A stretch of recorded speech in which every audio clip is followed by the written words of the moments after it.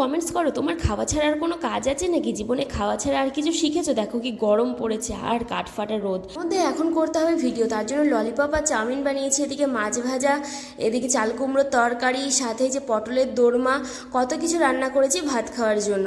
এদিকে পাপাই আর ওর বাবা খেলছে ব্যাট বল, কালকে ডাল ছিল তাই আজকে আর ডাল করিনি, বেল খাবো। দেখো পাপাই বেল নিয়ে বসে পড়েছে, আমার জন্য ওয়েটও করলো না চুলে দেওয়ার।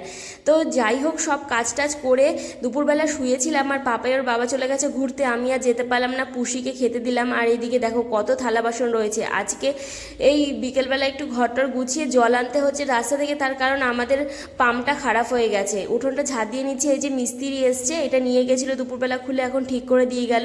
আর বাবা যাবে প্রোগ্রামে, পাপাই চামুড়ি খাচ্ছিল আর তারপরে চলে গেল ওর বাবা। এদিকে পাপাইকে পড়াতে বসিয়েছি, তার সাথে আমার যেই কাজ ভিডিও এডিটিং করা। তো এত কাজ করার পরেও তোমরা বলবে যে আমি নাকি কাজ করি না, এটা কি মানা যায়?